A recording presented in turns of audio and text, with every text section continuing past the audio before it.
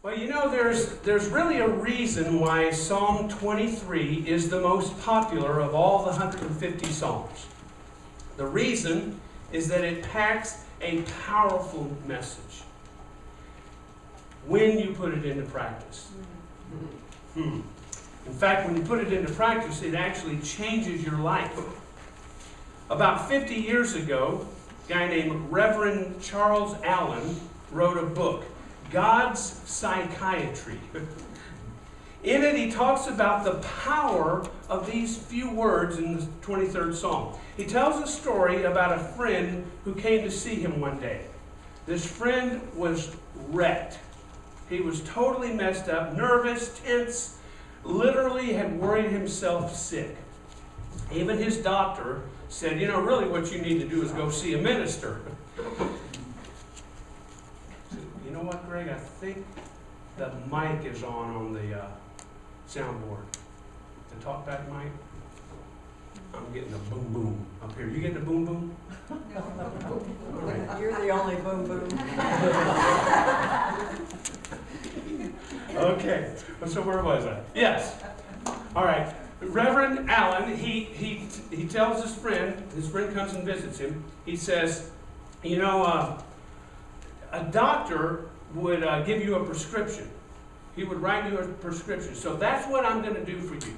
And he said, I want you to follow this exactly as I've written it for 7 days. 5 times a day, I want you to read Psalm 23. When you get up in the morning, all 3 meals, and when you go to bed at night. All those 5 times I want you to read the 23rd Psalm. The man agreed to do it, and Allen says that when the guy returned the following week, he was completely different. A totally different person. He looked different. He acted different.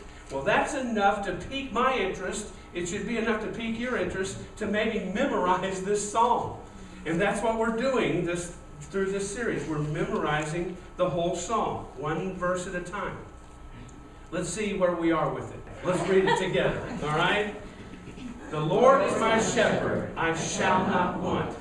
He maketh me to lie down in green pastures. He leadeth me beside the still waters. That's what we've learned so far. Now this week, we're learning the 3rd verse.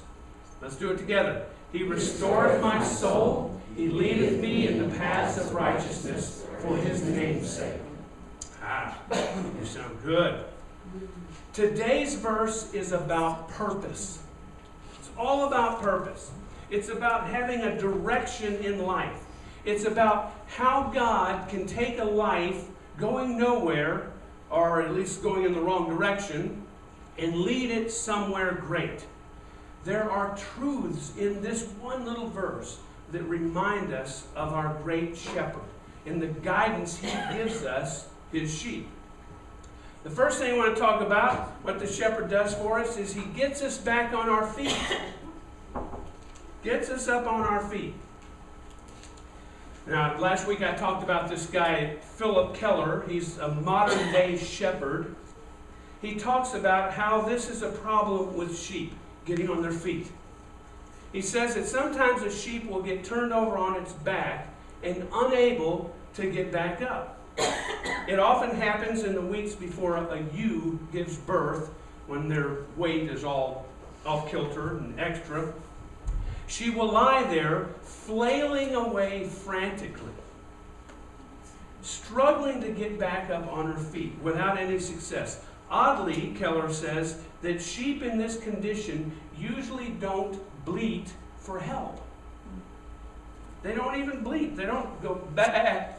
Nothing. Help. They don't do anything. They just lie there lashing about in frightened frustration. If the shepherd isn't around close by, that sheep could die. Just because he can't get off his back or her back. For this reason, he says the shepherd must always be on the lookout for fallen sheep. Now, you know what else looks for fallen sheep? Predators, vultures, buzzards, dogs, coyotes, cougars. They know that a fallen sheep is easy prey. They can't defend themselves. It's no different for us. You've probably seen that commercial, Life Alert. You know, when a lady falls down and she pushes the little button on the thing hanging from her neck. I've fallen and I can't get up. You know that? You've seen that before? That happens to us in a spiritual sense. We fall down, we can't get up, we get into situations that we cannot fix. And we lie there lashing about, trying to get up. And here's the difference in us and the lady on the commercial. We don't ask for help. We don't push the Life Alert button. We try to do it on our own. We see a predator approaching, and we all know who that is. And we foolishly think that we can avoid the danger all by ourselves. What idiots we are, right? We think we can take on the devil all by ourselves. If you've fallen down, if you're in a situation you can't get out of on your own, the shepherd is looking out for you. He's out there looking for you, really, in here with you all the time looking. If you will call on him, he'll hold you, he'll be close to you, and he'll put you back up on your feet, and you'll start to walk again. I have seen this happen again and again, and I'm sure you have too. There are people who have fallen down. Let's say, for example, financially. Just fallen flat on their face with no apparent way out. Then they call on the shepherd, and miraculously, things come together. I've known couples who have fallen down in their marriage. Fathers who have fallen down in their family, with their family. I've known believers who have fallen morally. And in each case, every situation, they all look beyond hopeless. Way out there. No help at all, no hope at all. Until, and only if, Jesus comes on the scene and picks them up and puts them back on their feet. Even if it's through friends, it's still only through Jesus. Keller writes that a fallen sheep is an everyday part of the shepherd's life. It's an everyday part. It happens all the time. And there are some particular sheep who don't learn very quickly. All right, he explains how it happens. They'll lay down and rest on the soft grass on their side, and they'll stretch. You know, oh, this is comfy. And their center of gravity changes, and next thing they know, their feet aren't touching the ground. There they are, frailing again, and the shepherd has to come, set them back up. I guess that's why sheep tipping isn't as popular as cow tipping. Sheep are doing it themselves, okay? That was bad. That was bad. Okay. The watchful shepherd comes to rescue that sheep. Now, there's a good chance the very next day that same sheep will lay down, stretch out. Whoop, there I go. And the shepherd has to come back again and again. Does he say, oh, that dumb sheep? No. He rescues the sheep daily if he has to. Why? Because the sheep is valuable. Very valuable. If you're prone to falling, and we all are, I really need you to know that God wants to come rescue you. He will rescue you. He'll bring you back to your feet as many times as it takes. I think you need to think about that. The guilt trips, I can't ask him for forgiveness again. It's the same old thing. This is the 5,000th time. That's one of those little loopholes of grace. Will he forgive me if I do it again? Well, wish he wouldn't do it again, but yes, he will. He'll help you get back on your feet. Another thing, he'll get you moving in the right direction. David said, he leadeth me in the paths of righteousness. Everybody's probably heard the stories of the tragic family vacation where the family dog gets lost. You're 100 miles from home, and they cut the vacation a little short and go home all sad. They pull up in the driveway, and there's the doggy right there.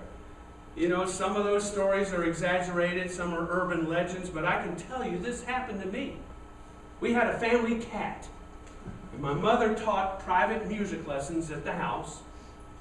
And on hot days, when the mom would bring the kid in for the lesson, they'd leave the car in the driveway with the windows down. Our cat loved to get in the cars, jumped in the cars. Well, one time, he got in the car, and for some reason, when the mom and child drove off, the cat stayed in the back floorboard. I guess he was scared or something. And they got home, which was miles away, and when they opened the door, poof, there goes our cat. They called us up and said, your cat was in our car, we didn't know it, and ran off, we can't find him anywhere. Well, of course we're thinking, that's it, that cat's done. See you later, sorry. Guess what? 7 days later, there's the cat at our house. Amazing. Animals seem to have this inner compass that guides them back to where they belong. Most animals. Not sheep. Not sheep. No. Once they begin to wander, they rarely find their way back on their own. Part of the problem is sheep have limited vision, like me. They can't see very far. They're very nearsighted animals. I think they can see even shadows or figures at 10 or 15 yards away. That's how bad their vision is.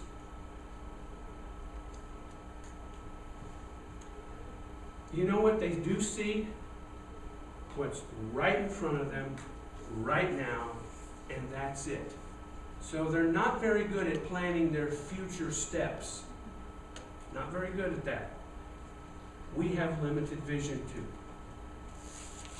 That's why we tend to focus on one thing that's right in front of us, good or bad, that's all we focus on.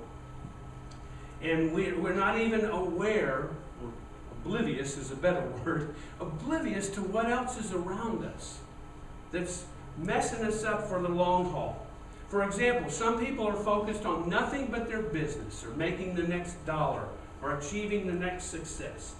And their nearsighted vision just takes them to that step. That's all they're thinking about. They don't even see the vacuum they're creating in the rest of their lives, all around. Their families, their health, their spiritual life. And that comes back to haunt us in years to come.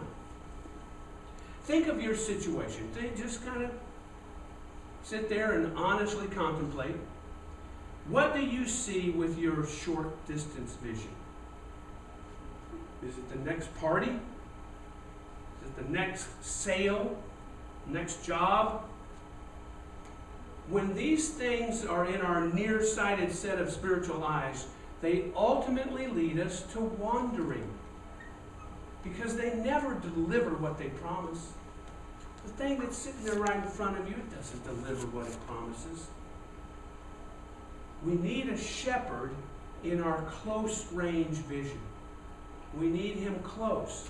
He says he's close, but we need to draw. It says, Bob says, when we draw near to him, he draws near to us. Now, he's with us all the time. That's kind of a mystery when you say that. But there's some effort on our part. Some effort has to be taken. It's like the old song, turn your eyes upon Jesus. Turn your eyes upon Jesus. Look, he can help us maybe see days or weeks in advance. And even when we can't see clearly what lies ahead, we know that he's guiding our steps in the way our life should go.